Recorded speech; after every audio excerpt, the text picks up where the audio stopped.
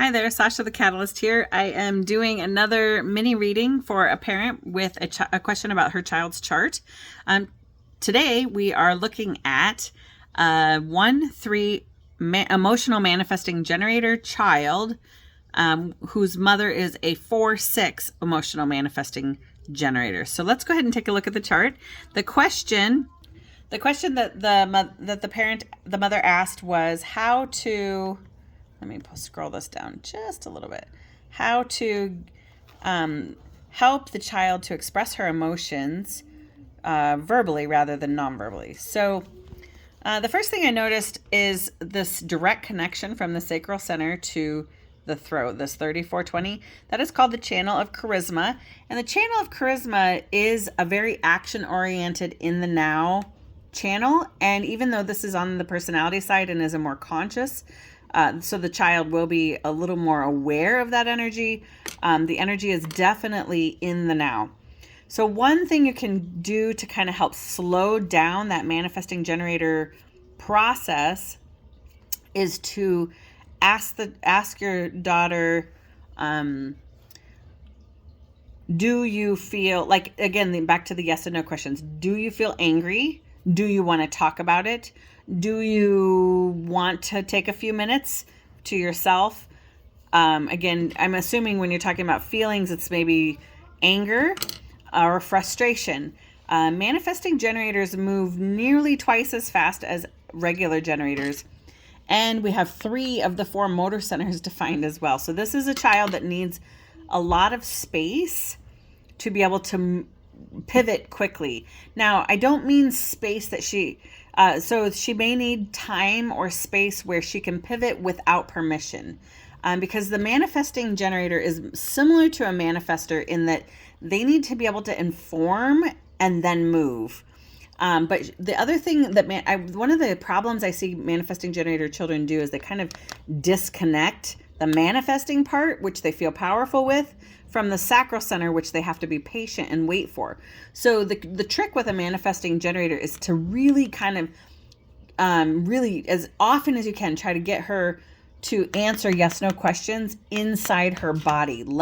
Help her drop down out of this head, out of this upper area that is really, in essence, disconnected. Her mind is very disconnected from her body. So she may have a lot of things moving on around in the body, but not the ability to really have awareness about it. She has only one of the awareness centers activated here, or highlighted in brown here. So the point is that even though she is a single definition, meaning all of her defined centers are connected, she's got the awareness center up top here is disconnected from all the energy going on in the body.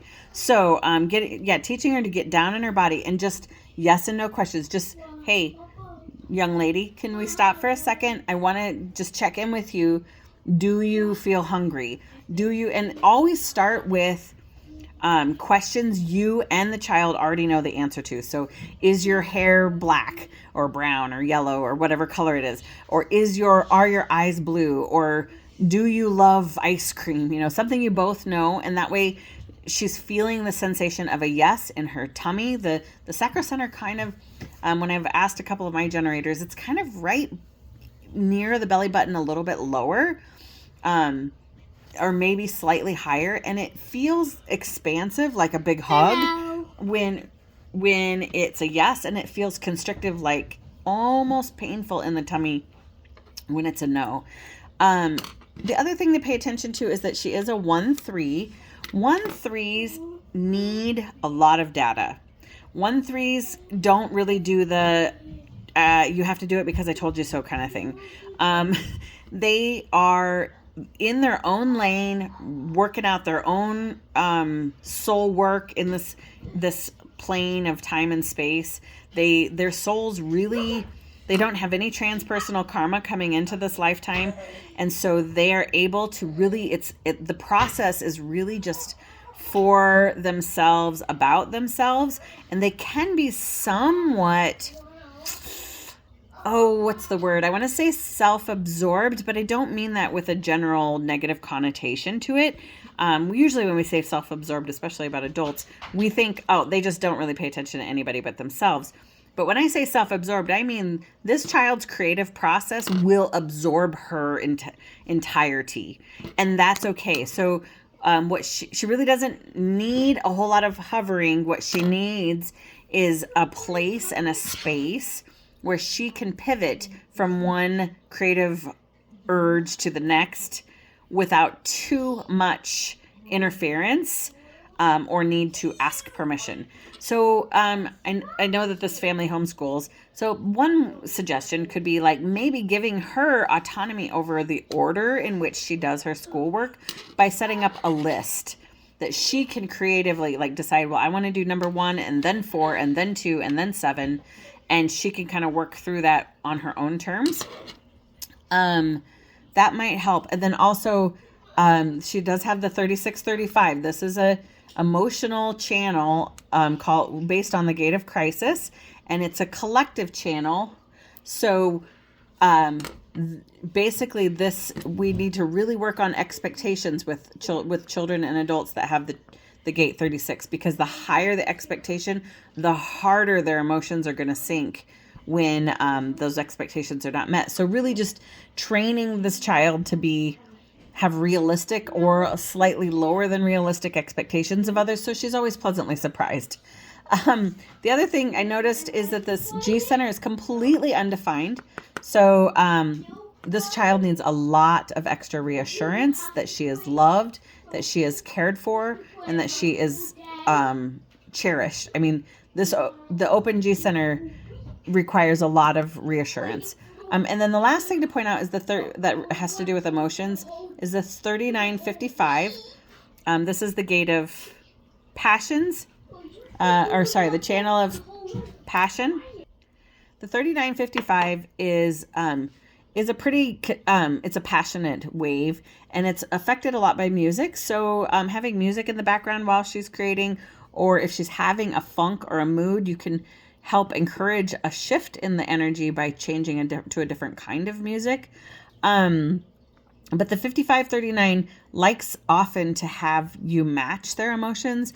And so it can be difficult because you don't really always want to be matching the upset feelings, but definitely when it's appropriate, match joy or excitement or maybe even nervousness, because they feel validated when they're feeling that you feel their feelings too.